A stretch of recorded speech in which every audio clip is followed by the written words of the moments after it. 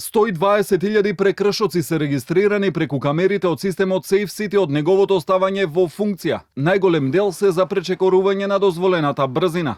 Податоците ги сподели министерот Панче Тошковски во отчетот за сработеното во изминатите 2 години, откако е начелната позиција во Министерството за внатрешни работи. Статистиките покажале и намален број на сообраќајни несреќи за 40%. Во првите 5 месеци бројот на загинати е 34, а за истиот период лани имало 55 загинати лица. Според најавите, проектот до крајот на годината треба да биде имплементиран на територијата на целата земја. Сепак и понатаму проблем останува санкционирањето на сообраќајните прекршоци сторени од возачи со странски регистарски таблички. SafeCity системот ги препознава, но не може да се идентификуваат собствениците за да им се достави казна, бидејќи нашата матична евиденција не е поврзана со собствениците на странски возила.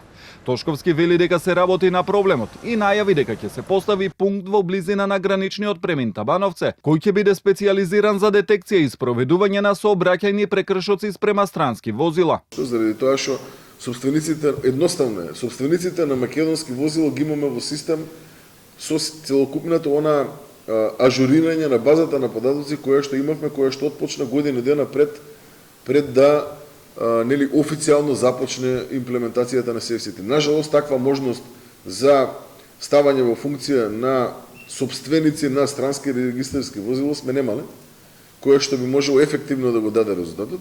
Во досегашниот мандат Тошковски се соочи со 3 неуспешни интерпелации, а во отчетот заклучи дека Македонија денес има најниско ниво на криминалитет во последните 20 години. Постигната е вкупна ефикасност од 69% во намалување на криминалитетот, кажа министерот. Откриени се повеќе од 30 организирани криминални групи. Во областа на корупцијата сузбиени се 6 такви групи, при што кривични пријави добиле 146 лица. Прашан околу преговорите за владина реконструкција и шпекулации за евентуален трансфер во Министерството за правда, Тошковски не даде конкретен одговор. Мислам дека има уште многу работа која што треба да се сработи во ова министерство и мислам дека наистина треба максимално да се вложиме тие кои што сме посветени овие години во Министерството за внатрешни работи да ги унапредиме и подобриме процесите во рамки на Министерството за внатрешни работи.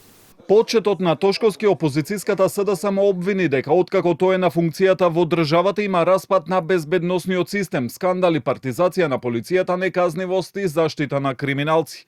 Во изминатите 2 години сведочевме на серија трагедии и убиства, вооружени пресметки, семејно и врсничко насилство, раст на трговијата со дрога и сериозно нарушена безбедност во државата.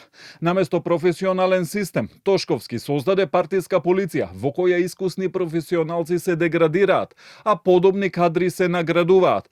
Помеѓу другото стои во соопштението од СДСМ.